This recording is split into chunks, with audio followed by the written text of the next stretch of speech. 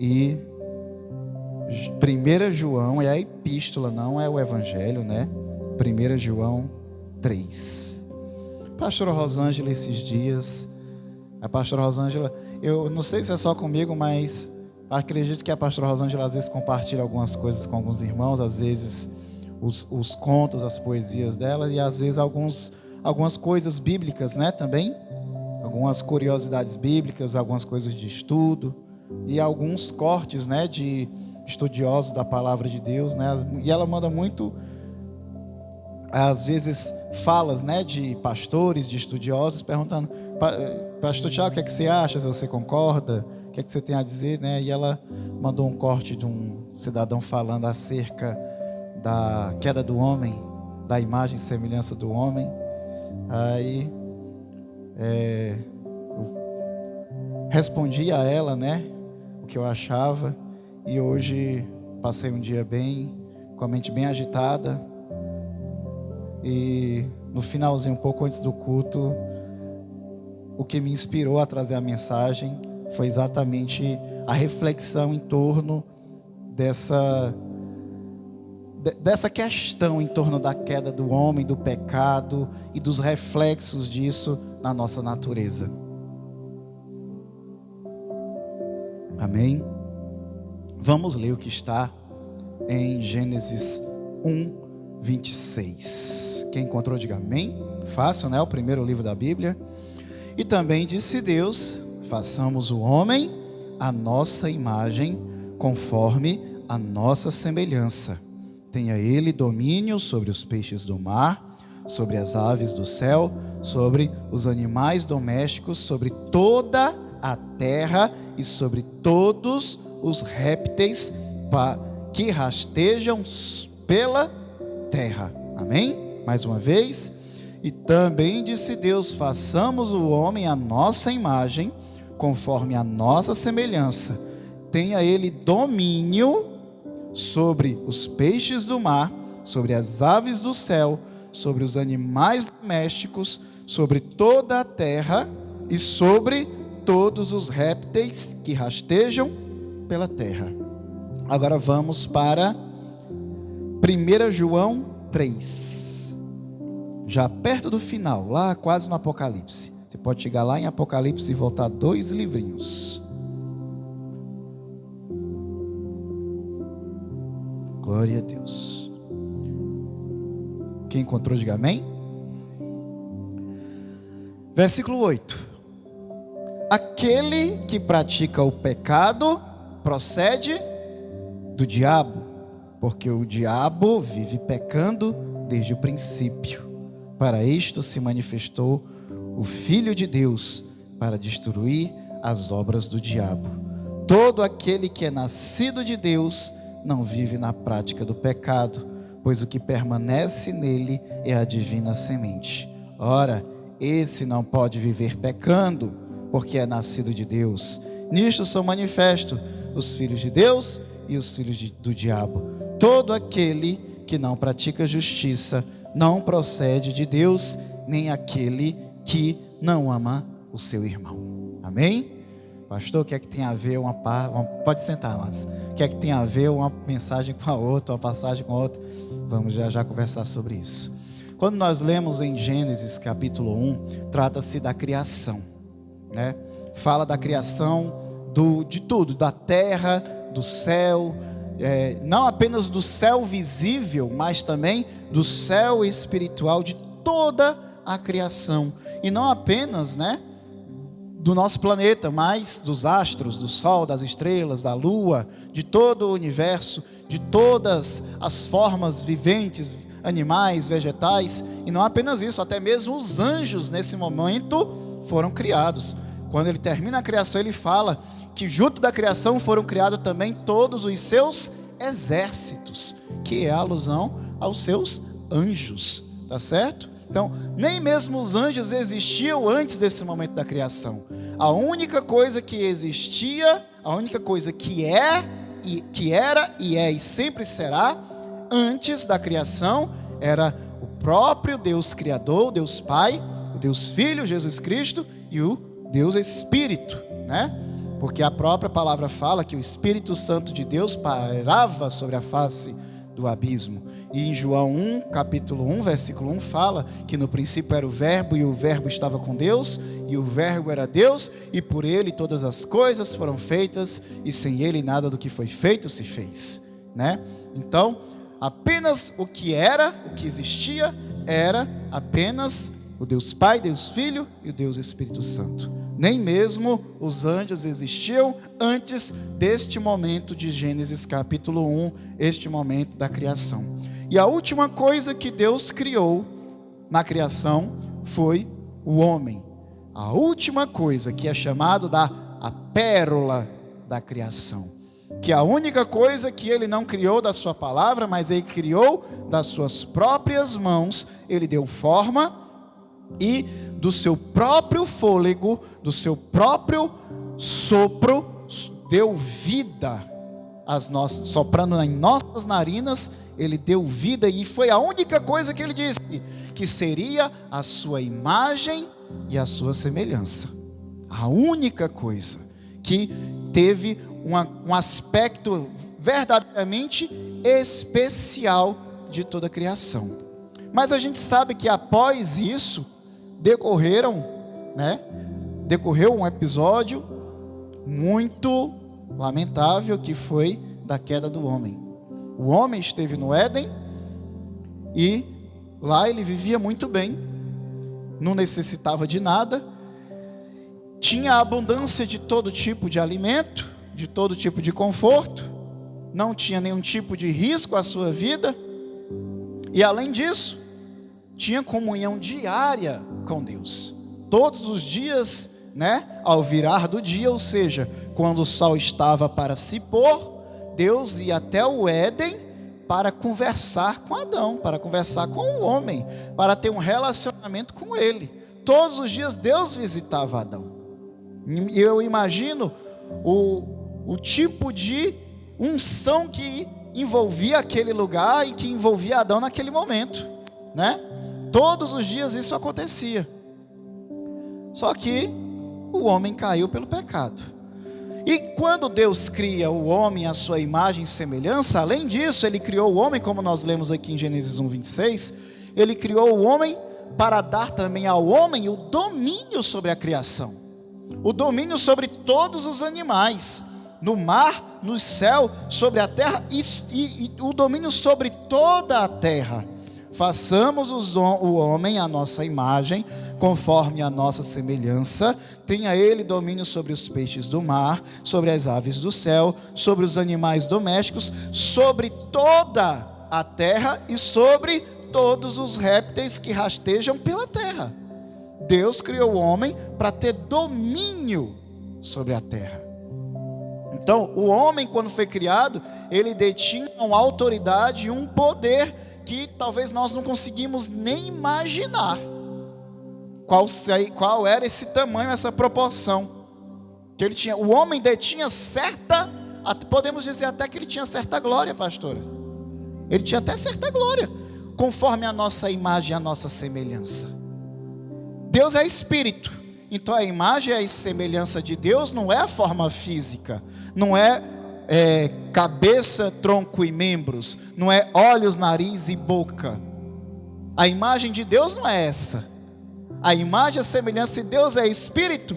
Então, a imagem de Deus não é uma forma fixa. Então, a imagem e a semelhança de Deus estava o quê? Na qualidade, nos atributos e possivelmente em parte de sua glória. E se ele deu autoridade e domínio sobre a criação, é porque o homem tinha certa glória.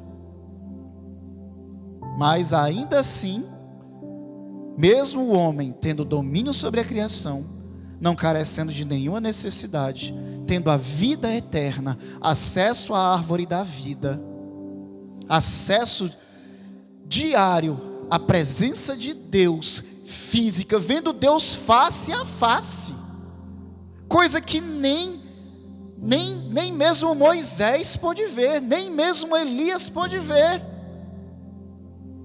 vendo Deus face a face.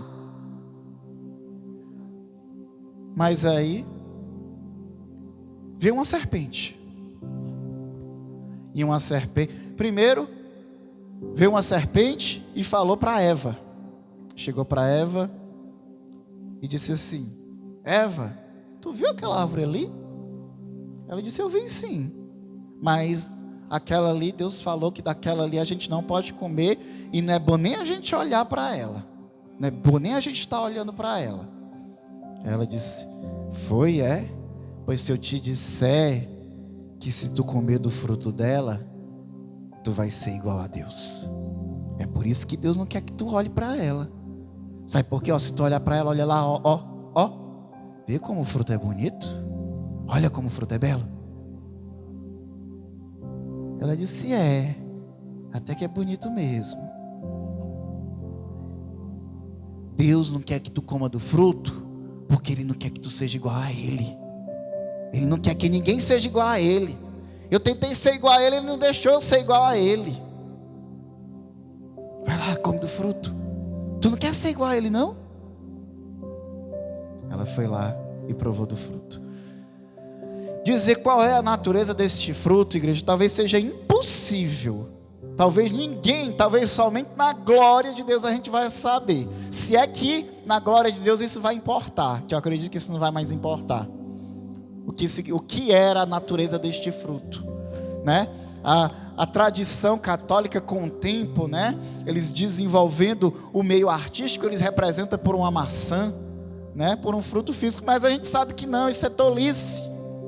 O fruto da árvore da ciência do bem e do mal não representa um fruto físico que foi tirado da árvore e comido pela boca, e deglutido e digerido, não.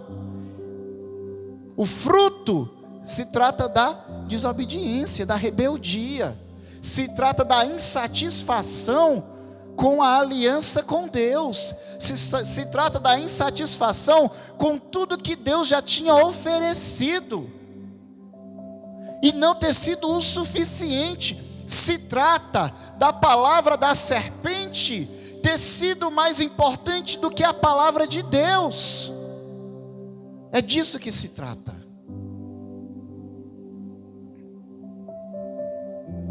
Existem muitas discussões da natureza, eu não vou trazer aqui para não polemizar, até porque aqui é um altar, aqui não é uma escola bíblica. Talvez numa escola bíblica a gente possa discutir as hipóteses, né, que os estudiosos, né, acham que pode ter sido a natureza deste fruto, tá certo? Então, quando Eva provou do fruto, primeiro ela foi tentada pelo olhar. Primeiro, a palavra da serpente trouxe a ideia, que a ideia atraiu o seu olhar, e o seu olhar seduziu o seu coração. Tendo seu coração seduzido, ela não resistiu à sedução, sucumbiu à tentação e então consumou o pecado. E não satisfeita em ter consumado o pecado em si, levou o pecado ao seu marido. O pecado é terrível, igreja, porque ele se alastra, ele se espalha. Ele é uma podridão que se espalha porque está em volta, se não for cortado fora. Se o pecado for aceito, se for considerado normal, se for negligenciado, ele vai se alastrando, ele vai se espalhando. E aí, ela não satisfeita em ter consumado o pecado em si mesma, ela vai e leva o pecado ao seu marido. E apresenta o fruto da árvore do conhecimento do bem e do mal a Adão. Por quê? Porque para ela foi bonito, para ela foi gostoso. Então ela apresentou também a Adão aquele fruto. E assim como Eva caiu, Adão caiu junto com ela. Porque a palavra da mulher foi mais importante do que a palavra de Deus. A aliança com Deus foi quebrada. E aí eu pergunto: façamos o homem à nossa imagem, conforme a nossa semelhança. Será que essa imagem, essa semelhança permaneceu intacta? Será que a gente pode dizer que a gente permanece a imagem e semelhança de Deus?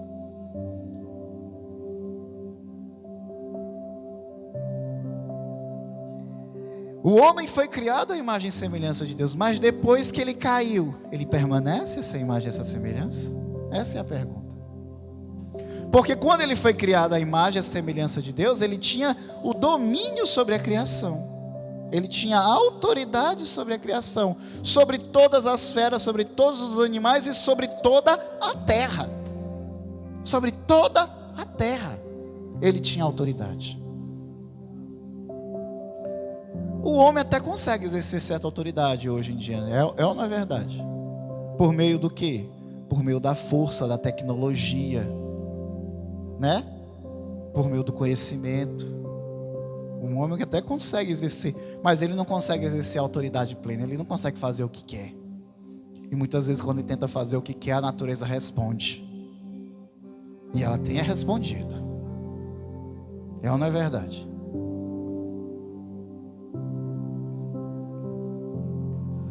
Então, essa imagem e semelhança de Deus, que era o propósito do Senhor primeiro, ela certamente não permanece mais como era. Foi, de certa forma, deformado. Não somos mais hoje como Deus pretendia no começo. E é por isso, inclusive, que este corpo carnal, ele vai ser desfeito. A palavra nos fala que nós somos compostos por um corpo físico, um corpo carnal, por uma alma e um espírito. Cada indivíduo é composto por esses três elementos: corpo, alma e espírito.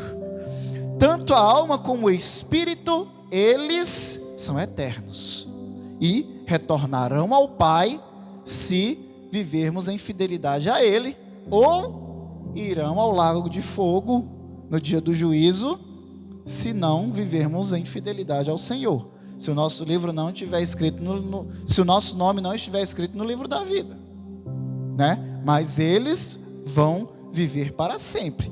Já este corpo não. Esse corpo vai perecer. O corpo vai perecer. Se ele morrer hoje, daqui a poucos dias ele apodrece, a carne vai apodrecendo, com tantos tempos até os ossos se esfarelam. Mas aí a palavra fala que este corpo, ele vai ser transformado em um corpo espiritual semelhante ao corpo dos anjos. Por que que é a única coisa desses três elementos que vai precisar ser transformado? Porque foi o que foi afetado pelo pecado. Foi o elemento que foi afetado pelo pecado. O nosso corpo é o que foi afetado pelo pecado, é o que perece.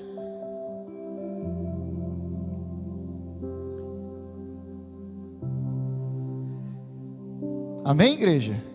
Então, quando o homem, seduzido pela serpente, que até esse momento em Gênesis capítulo 1, em Gênesis capítulo 3, que nós vemos a serpente seduzindo o homem, né? Primeiramente a Eva e posteriormente a Adão, né? Em consequência, em Gênesis 3, que nós vemos a queda do homem. Quando isso acontece, talvez nem mesmo Moisés, que foi quem escreveu Gênesis, né? Nem mesmo ele conseguia discernir qual era a identidade plena desta serpente. Talvez nem ele conseguisse discernir. Você vê que a identidade do diabo, de Satanás, ela vai sendo revelada no decorrer do Antigo Testamento. Quanto mais antigo, quanto mais no começo do Antigo Testamento você lê, você vê que ele mais oculto está. E quanto mais no final você lê, mais revelado ele aparece. Você vai vendo. A primeira vez que você começa a ver referências a Satanás é primeiramente quando você vê sobre o anjo da destruição, né? O anjo da morte. Mas fica mais claro no senso que Satanás tenta Davi a fazer. Que existe até uma ambiguidade, que tem uma passagem que fala que foi Deus que incitou Davi a fazer, e tem outra passagem que fala que foi Satanás que incitou Davi a fazer esse censo. Porque o censo não era só contar quantas pessoas tem. E o censo é o quê? O censo é convocar pessoas para o exército. Porque você contava só quem tinha capacidade para a batalha. Só era contado quem tinha capacidade para a batalha. Então, todo censo era convocação para o exército. E ninguém queria ir para a batalha, arriscar a sua vida. E também todo censo era ajuste de cobrança de impostos. Então, todo censo deixava o povo insatisfeito. Era um momento delicado. E é por isso que o rei Salomão, por mais rico que fosse, a população não era satisfeita com o reinado dele, não. Porque a riqueza dele era devido a atributos muito abusivos que ele impunha sobre a população. O rei Salomão, né? Então, tem uma passagem que fala que foi Satanás quem incitou Davi, tem outra passagem que fala que foi Deus quem incitou Davi. A passagem de 2 Samuel fala que foi Deus. E a passagem de, não sei se é 2 Reis ou é 2 Crônicas. 2 Crônicas fala que foi Satanás, né? Por quê? Porque a passagem de 2 Samuel é uma passagem mais antiga. Ela é quase como um diário. Ela é escrita quase que no mesmo momento em que aqueles acontecimentos se sucederam. Então, quem estava escrevendo ali, ele não tinha discernimento espiritual das coisas que estavam acontecendo. Até porque o livro de 2 Samuel, Samuel já havia morrido. O profeta Samuel já havia morrido. Entendeu? Então o profeta que poderia ter o discernimento espiritual daquilo já não existia mais. Já o livro de 2 Crônicas, o povo já estava voltando do exílio. Deus já tinha levantado o profeta Isaías, o profeta Jeremias, já tinha levantado grandes profetas que já tinham desenrolado e revelado muitas coisas espirituais acerca da identidade do inimigo espiritual de Israel, e não só de Israel, mas de Deus. E aí, debaixo dessa nova revelação, desse discernimento, é que eles falam: não foi Deus que incitou a Davi a fazer uma coisa que prejudicou o reino, que fragilizou o reino. Foi Satanás que incitou. Entendeu? Entendeu isso aí? Foi aí que começou. É o primeiro momento na palavra de Deus que você vê. Aí daqui a pouco você vê Isaías falando sobre a estrela da manhã, filho da alva, que queria se elevar acima das mais altas nuvens, acima das estrelas do Senhor e ser semelhante ao Altíssimo. Aí você vê ele falando de um tal do rei de Tiro, que era querubim ungido, que estava no Éden, que andava no meio de pedras preciosas, que enquanto ele caminhava, instrumentos musicais tocavam. De repente, você vê Daniel falando do príncipe do reino da Pérsia, que quando ele jejuou por 21 dias, o anjo Gabriel chegou até ele dizendo que no primeiro dia já tinha recebido oração e já tinha saído em resposta à oração dele, mas o príncipe do reino da Pérsia se levantou contra ele e ele não pôde resistir sozinho, e ele só conseguiu trazer a resposta ao profeta Daniel porque o arcanjo Miguel, o primeiro dos príncipes, veio e intercedeu por ele. Quem é esse príncipe do reino da Pérsia que precisa que 2 anjos, o Gabriel e o arcanjo Miguel, venham pelejar contra ele para que ele venha conseguir trazer a resposta? São os profetas que começaram a revelar que os inimigos de Israel, os inimigos do povo de Deus, não são apenas amorreus, não são apenas babilônios, não são apenas assírios, não são apenas amonitas, não são apenas persas. Não, existe um inimigo espiritual que está por trás de tudo isso, está por trás de todas essas coisas. Um inimigo esse que tem movido as suas peças desde a criação, que começou a mover as suas peças ali, dentro do Éden. Dentro do Éden, a palavra fala, né? Querubim ungido da guarda que estava no Éden. É Ezequiel, né? Que fala, Ezequiel que fala.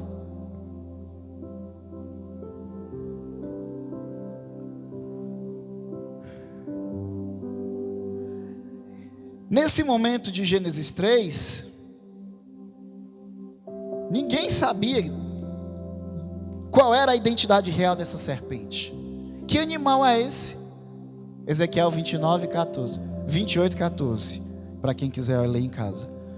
Nessa passagem de Gênesis 3, ninguém até esse momento, e até por um bom tempo na história, ninguém sabia a real identidade dessa serpente. Mas que animal maravilhoso é esse que falava, hein? Estranho, né?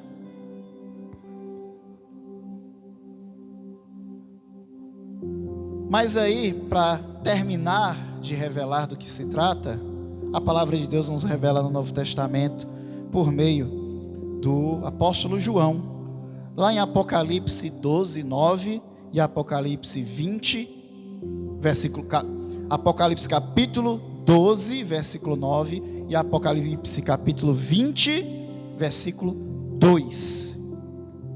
Apocalipse 12,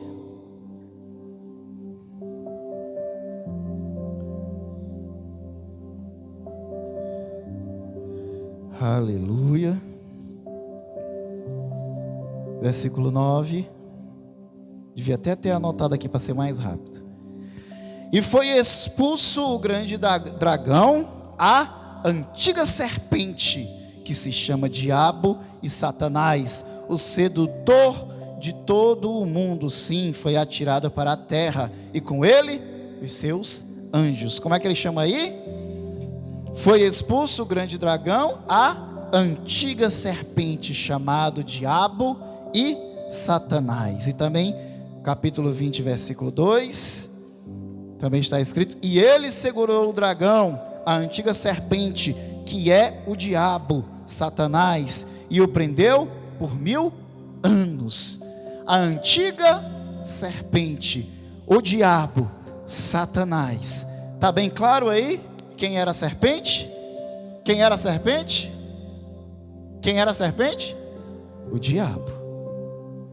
Quando Satanás, a antiga serpente, seduziu a Eva e consequentemente a Adão para pecar e desobedecerem a Deus, provando do fruto da árvore da ciência do bem e do mal, sem perceber, além de terem desobedecido a Deus e terem sido destituídos de tudo aquilo que Deus tinha colocado sobre eles pela sua aliança, não apenas estarem no Éden, mas comerem da árvore da vida que os deixava viver eternamente.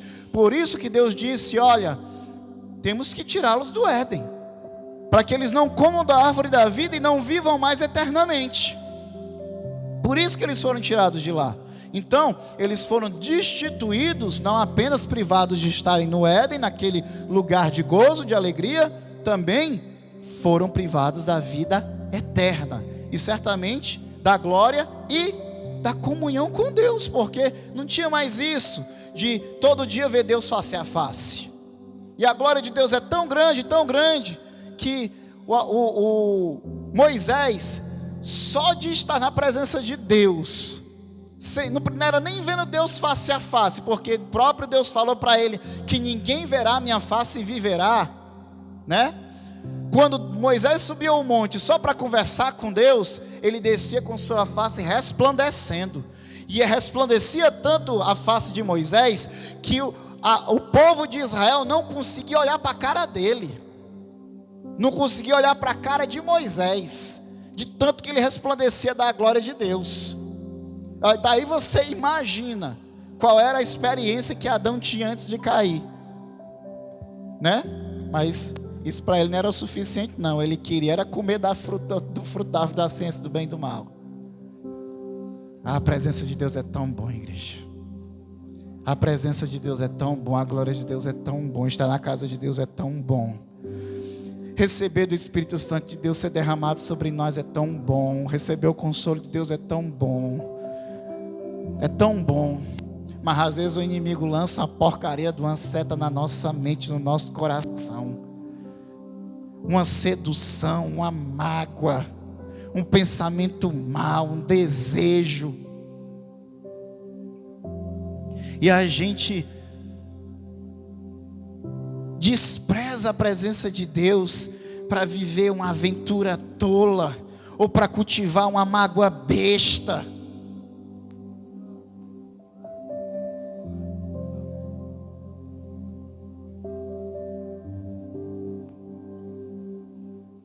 Deus tem tanta coisa para nos mostrar ainda, igreja.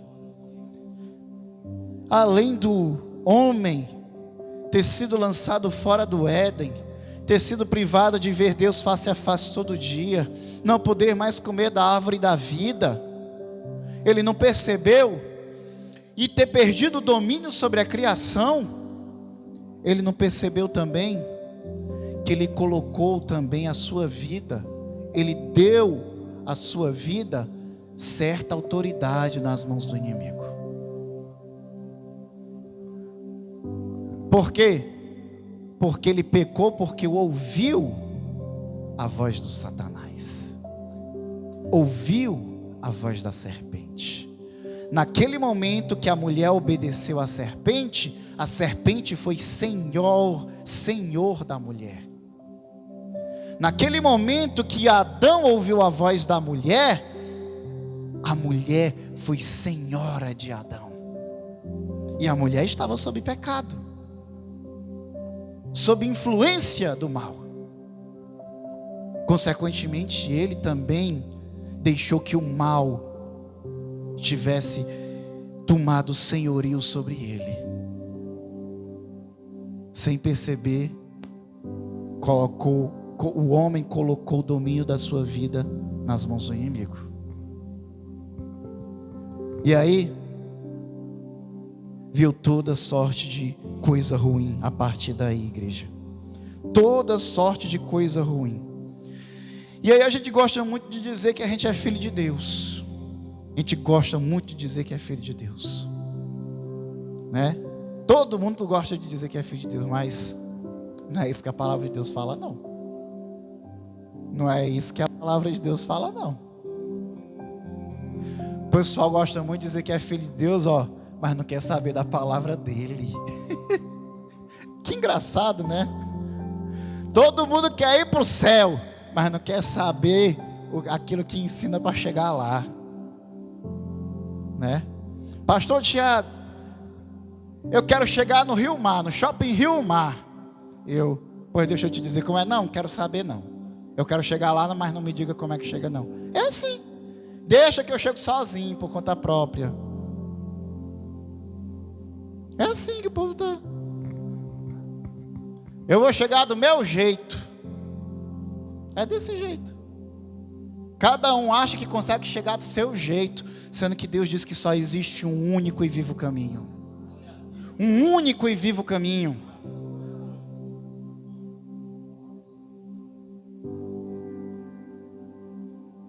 Oi.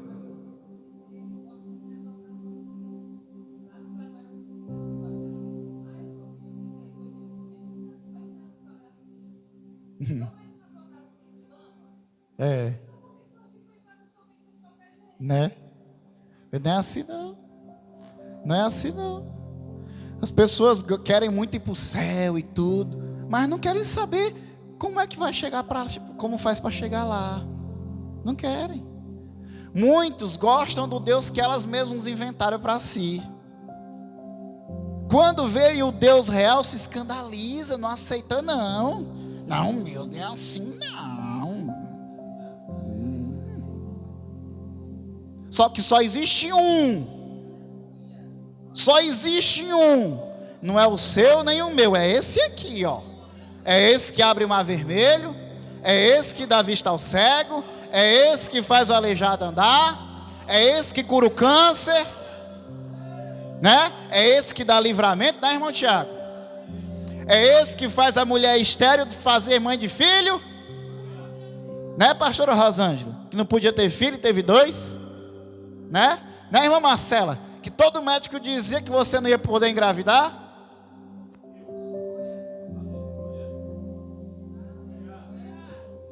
Né? É esse aqui. Esse é o único. É esse que eu estou buscando. Que Deus me ajude a aceitar Ele por completo. Não como eu quero, mas como Ele é. Ele é maravilhoso. Ele é perfeito. Eu que aprendo a amá-lo como Ele é. Eu é que não valo nada. Glória a Deus. Todos querem dizer que é filho de Deus, mas não, nem todos. Pelo contrário, a gente nasce, igreja, caído. A palavra de Deus diz que não existe um justo sequer. Todos caíram e todos estão destituídos da sua glória. Não existe um justo.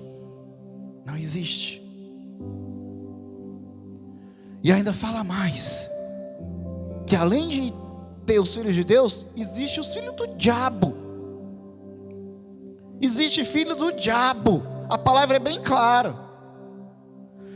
Aquele que pratica o pecado procede do diabo. Em algumas traduções, aquele que vive na prática do pecado. Eu acho que é até uma tradução melhor, porque ele trata de uma conduta contínua, né? Claro que se a gente pecar uma vez e se arrepender, Deus perdoa.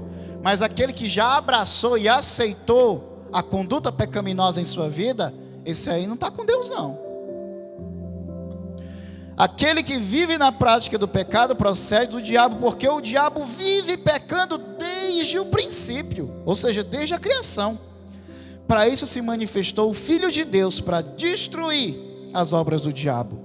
Todo aquele que é nascido de Deus não vive na prática do pecado, pois o que permanece nele é a divina semente.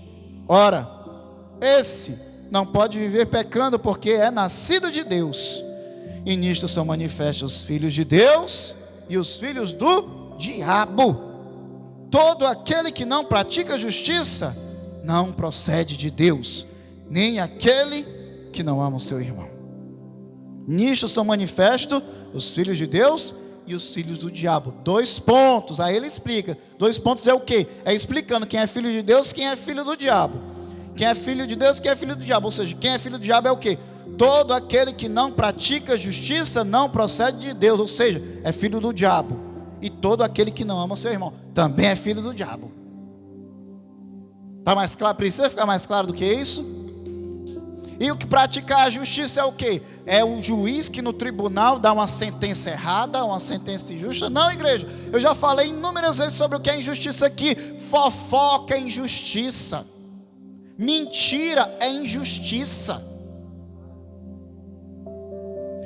Partidarismo é injustiça.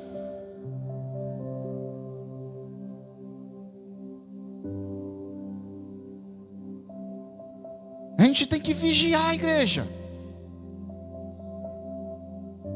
Você ser a favor de um e ser contra o outro porque é mais próximo, é mais amigo, tem mais afinidade, ou porque você não vai com a cara do outro, então você prefere favorecer um porque você não vai com a cara do outro, sabendo qual é a verdade, sabendo o que é mais correto. Ou se você não sabe qual é a verdade, ou não sabe qual é o mais correto, ou se você tem sentimentos muito fortes relacionados àquilo ali, pelo menos se abstenha, pelo menos se julgue incapaz de interferir, para que não venha agir com injustiça. Porque tem gente que parece que tem um prego na cueca, ou na calça, gosta de se meter nas coisas, e isso dá muito trabalho para mim e para a pastora. Isso dá muito trabalho para mim e para a pastora.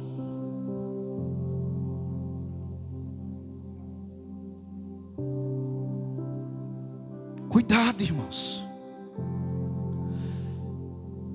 Isso são manifestos os filhos de Deus, os filhos do diabo. Todo aquele que não pratica justiça não procede de Deus.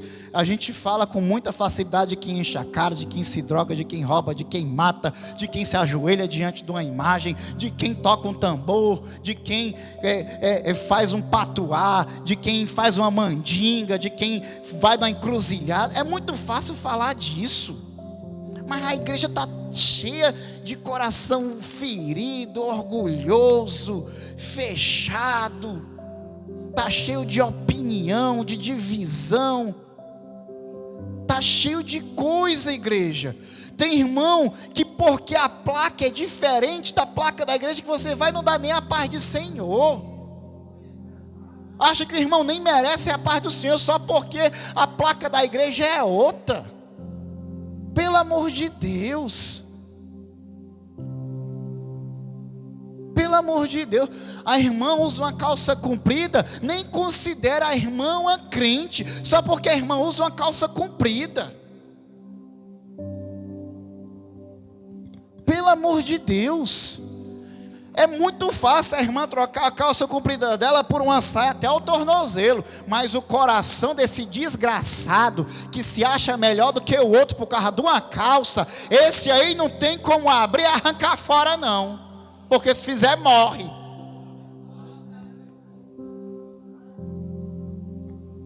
E Jesus, a mulher pega em adultério. Quem tiver pecado, que atire. Quem não tiver pecado, que atire a primeira pedra. Eu também não te condeno, mas agora vai, não peque mais. A mulher samaritana, no sexto relacionamento, e um relacionamento adúltero, em adultério, dizendo: vai, chama o teu marido, ou chama o teu companheiro aqui, e eu vou te dar uma água, que vai fazer, eu vou te dar uma água para jorrar para a vida eterna em ti e nele. E esses crentes aí, nem para dar a paz do Senhor, por causa de um cabelo, de uma unha, de uma saia, de uma maquiagem, ou de uma placa de igreja.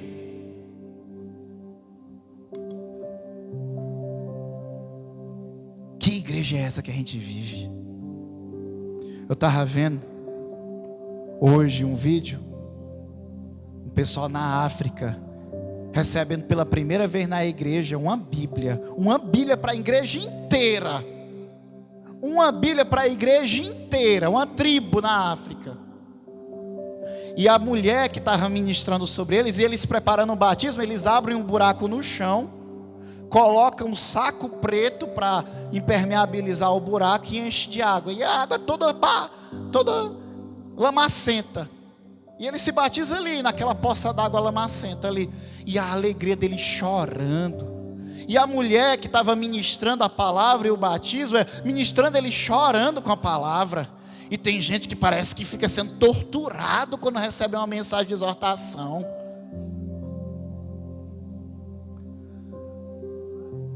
Ela ministrando a palavra, e ela estava vestida com a roupa da tribo. Aqueles vestidos coloridos, aqueles colares, cheios daquelas miçangas, não sei o que, aqueles turbantes, sabe? Vestida com roupa da tribo, que se fosse um crente daqui do Ceará, de uma igrejinha dessas de comunidade, ia exortar a mulher, dizendo que ela estava parecendo uma macumbeira, alguma coisa assim. Ela, para levar a palavra de Deus para aquele povo, ela tem que se parecer com aquele povo, porque senão aquele povo não recebe. É o que o apóstolo Paulo nos diz: fiz-me como judeus para com os judeus, para conquistar os judeus, como se tivesse debaixo da lei, mas estando debaixo da graça. Fiz-me como gentios para com os gentios, para conquistar os gentios, como se não tivesse debaixo da lei, mesmo estando debaixo da lei de Cristo. Fiz-me forte para com os fortes, para ganhar os fortes. Fiz-me fraco para com os fracos, para ganhar os fracos. Fiz-me tudo para com todos, para que por todos os meios eu pudesse salvar alguns.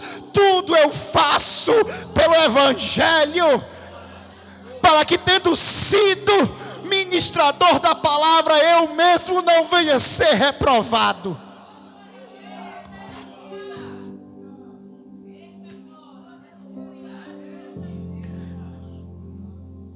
Do que adianta pregar sem amar as pessoas para quem você prega?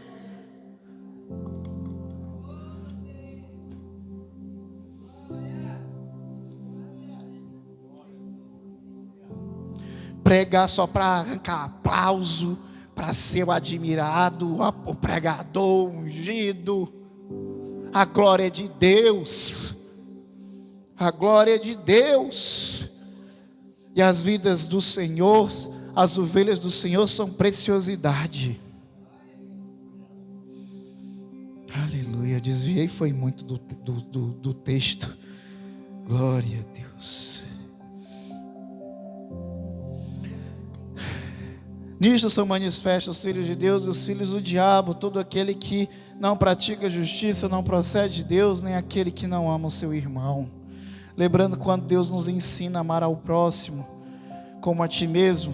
O próximo não é só a minha família, não é só meu amigo, não só é o irmão que senta do meu lado, mas é todo aquele que Deus coloca no meu caminho. Deus me usa para provar, para me testar no meu amor. Como Ele nos ensina na parábola do samaritano, do bom samaritano, Ele ensinando aqueles fariseus que não entendiam: Senhor, me diz quem é o meu próximo então.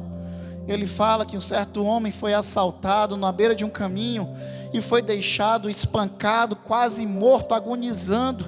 E passou um sacerdote e viu o rapaz morrendo ali, não fez nada, mesmo que a lei, pela lei, ele tinha a obrigação de ajudá-lo. Fingiu que não viu. Depois dele passou um levita e semelhantemente fingiu que não viu. Mas aí passou um samaritano que era desprezado pelos judeus. Pegou e quando viu, se compadeceu dele, tratou das suas feridas, lavou, colocou curativo, unguento, levou até uma hospedagem, pagou a estadia dele e ainda disse mais: tudo que ele precisar pode dar, quando eu voltar aqui eu pago toda a despesa dele. E ele pergunta: quem deles verdadeiramente amou o seu próximo? Ele disse: foi o samaritano. Ele disseste bem, fazei semelhantemente a este samaritano. Aquele rapaz não era parente, não era amigo, não era nada do samaritano, mas ele ainda assim amou. São provas que Deus coloca na nossa vida. Às vezes Deus usa pessoas para testar a gente no nosso amor, na nossa paciência, no nosso zelo. Até onde vai o nosso amor? Até onde vai o nosso zelo? Até onde vai o nosso perdão? Que nem o diácono de Assis ministrou também semana passada. Até onde vai? Qual é o limite da tua fé? Qual é o limite do teu perdão? O limite do teu amor? O limite da tua fidelidade? Será que a gente está impondo limite demais? A gente não pode colocar limite. E se a gente está esbarrando muito em limite, vamos pedir para Deus: Senhor, quebra essas barreiras. Quebra essas barreiras, Senhor. Às vezes eu esbarro em limites, em barreiras. Às vezes eu esbarro em limites e barreiras. Quebra, Senhor, essas barreiras. Em nome de Jesus. Em Romanos 8:18, a palavra fala que junto com o homem caiu também a criação. Diz Romanos 8:18: porque para mim tenho por certo que as aflições deste tempo presente não são para se comparar com a glória que em nós há de ser revelada. Porque a ardente expectação da criatura espera a manifestação dos filhos de Deus. Porque a criação ficou sujeita à vaidade, não por sua própria vontade, mas por causa do que a sujeitou, na esperança de que também a mesma criatura seja libertada da servidão da corrupção, para a liberdade da glória dos filhos de Deus. Porque sabemos que toda a criação geme e está sujeita com dores de parto até agora. A criação caiu junto com o homem, ela foi sujeitada a esta queda, não porque a criação queria junto com isso, mas foi o próprio Deus que sujeitou a criação a esta queda, porque o homem não poderia, porque quando Deus criou tudo, Ele criou tudo para ser bom. A palavra de Deus lá, tudo que Deus criou, Ele diz: e viu Deus que isso era bom, né? Tudo que Deus ia criando, Ele terminava o dia dizendo: e viu Deus que isso era bom. Deus não ia deixar o homem caído na sua criação que era perfeita. Então Deus sujeitou a criação à queda para que o homem permanecesse nela. Porque senão não teria como o homem permanecer algum tipo de domínio sobre ela. Então foi por isso que a criação também foi sujeitada. Só que a gente tem que lembrar que, como o homem caiu por uma influência de uma palavra de Satanás, o Satanás começou a adquirir certo domínio sobre o homem. Domínio esse, né, que ele só foi desfeito, só foi quebrado pelo sangue do Cordeiro. E eu pergunto aqui, quem foi lavado por esse sangue? Quem foi lavado pelo sangue do Cordeiro? Porque foi o sangue do Cordeiro que nos comprou a entrada no Santo dos Santos, na presença de Deus, de estar novamente no Éden, na presença do Senhor, no santuário de Deus. Amém? Vou terminar aqui, que a gente já falta 10 minutos para as 9. Amém? Como o Satanás corrompe? O Satanás corrompe por meio do engano, né? Como a gente viu lá em Gênesis 3, né? Ele enganou a Eva e posteriormente a Adão, né? Também fala lá em Apocalipse capítulo 12, fala inclusive que Satanás ele é tão ardiloso que ele conseguiu enganar até mesmo terça parte dos anjos do Senhor. Não é pouca coisa.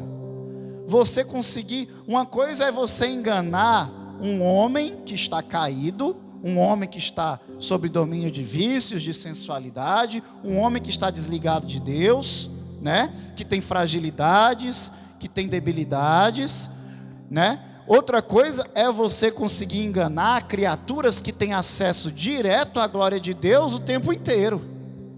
E ainda assim ele é tão ardiloso que ele conseguiu enganar a terça parte dos anjos do Senhor. Apocalipse capítulo 12, do versículo 1 ao 9. Amém? E ele fala também em 2 Coríntios, capítulo 11, versículo 14, diz ainda, ó, que não é de admirar que o próprio Satanás se transforma em anjo de luz. E não é muito, pois, que os seus próprios ministros se transformem também em ministros de justiça, e o fim deles é conforme as suas obras. Bem como também Mateus 24, 24, que diz que surgirão falsos cristos e falsos profetas, operando grandes sinais e prodígios para enganar, se possível, os próprios escolhidos ou os próprios eleitos. Então, o inimigo, Satanás, ele corrompe por meio do engano, ele vai enganando. E ele engana como? Ele engana seduzindo os corações, oferecendo aquilo que é desejoso para nós. E o que é desejoso para nós é aquilo que nos seduz os nossos interesses, de interesse sexual, interesse das nossas cobiças materiais, e aquilo também que mexe também com o nosso ego, com as nossas vaidades, com as nossas feridas. Isso também ele trabalha em nossas vidas. Olha só como foi que ele fez com Eva como? Se tu comer do fruto, tu vai ser igual a Deus. Mas como foi que foi feito com Caim? Com Caim ele trabalhou o quê? Com Caim ele trabalhou na baixa estima de Caim. Caim era avarento, né? Só dava oferta ruim para Deus, porque ele só guardava o melhor para si mesmo, porque ele era avarento. E como Deus não se agradava da oferta dele, ele desenvolveu uma baixa estima. E como o irmão dele, o Deus se agradava, ele desenvolveu uma insegurança em relação ao seu irmão e consequentemente uma inveja. Aí ele trabalhou na inveja e na insegurança de Caim. Olha como ele trabalha. Ele trabalhou o quê? Em algo desejoso de um e na insegurança, na inveja e no ressentimento de outro. Olha como ele... A gente tem que lembrar, igreja, que Satanás, ele é inteligente, ele é ardiloso, e ele não tem ética, não tem pena, e ele não descansa.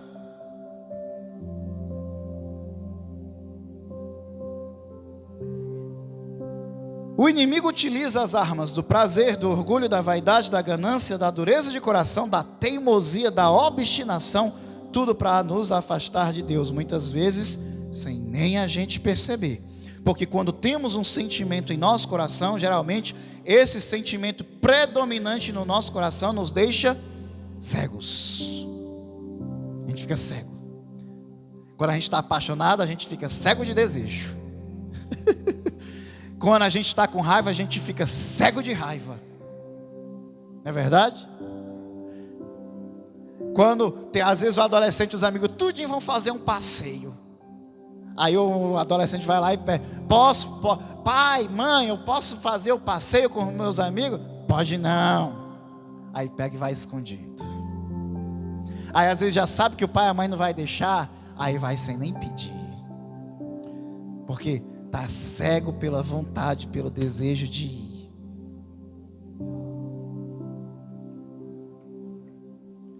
O sentimento que predomina no nosso coração é aquele que geralmente nos cega. E aí é aí que o inimigo gosta. Por isso que a palavra diz: olha, enganoso é o coração do homem mais do que todas as coisas, desesperadamente corrupto, quem o conhecerá? Eu esquadrinho o coração e dou a recompensa e o galardão segundo as suas obras. Igreja. Como foi que Satanás teve poder sobre a vida de Adão e Eva, que eu já mencionei? Seduzindo-os pela beleza do fruto, pela vaidade de querer ser igual a Deus. Como Satanás obteve poder sobre Caim? Pela avareza, a inveja e a ira que cegou Caim para as tramas de Satanás. Como Satanás teve domínio sobre a vida de Balaão, que era para ter sido um profeta, em Números 22, pela cobiça por riquezas, fez ele ignorar a vontade de Deus, fazendo ele sacrificar ao Senhor por um propósito que feria o caráter de Deus. Como Satanás conseguiu dominar sobre a vida do rei Saul, que era para ter sido um grande rei? Pela teimosia, a obstinação, pela sua própria visão, a sua própria opinião, ignorando a voz do profeta, fazendo o contrário ao que Deus havia ordenado. Como Satanás quase domina a vida de Davi? Primeiro, Davi quase cai pela ira, no impulso de raiva, pela provocação de Nabal, quase assassinando até crianças. E depois, quase ele cai novamente, pelo desejo, pela luxúria e pelo adultério com Batseba. Como Satanás conseguiu domínio sobre Judas? Jesus não era o que Judas esperava. Jesus não foi o Messias que Judas desejou. Judas queria um Jesus revolucionário, conquistador, um rei rico, um governante poderoso. Mas Jesus diz: o meu reino não é deste mundo. E porque Jesus frustrou as expectativas de Judas, Judas vendeu Jesus por um retorno financeiro. Como Satanás quase prevalece sobre Pedro? Primeiramente, Satanás cirandou Pedro, fazendo Pedro insistir que Jesus desistisse de ser sacrificado, apelando para frágeis emoções da carne. E depois, quase prevalece por medo. Medo de sofrer o mesmo destino de Jesus, tendo negado ele 3 vezes. Se não fosse a ressurreição de Jesus, Pedro tinha se perdido, né? Mas, graças à ressurreição de Jesus, Pedro, ele se restaurou por completo e mostrou ser fiel a Deus até o fim. A história dele nós conhecemos, não é verdade? E a mensagem é essa, igreja: que o inimigo não tenha poder sobre a nossa vida, em nome de Jesus, porque recebemos do sangue do Cordeiro e do Espírito Santo de Deus. Portanto, Ele está restaurando sobre nós a sua imagem, a sua semelhança, a glória dele sobre a nossa vida, que nós não venhamos a abrir mão disso jamais, por nenhum tipo de coisa que a nossa carne venha querer trazer à tona novamente. Que as coisas da carne fiquem crucificadas na cruz, em nome de Jesus, e que viva o Espírito em mim e em você. Que Deus abençoe a igreja. Amém. Livres para adorar, vamos lá.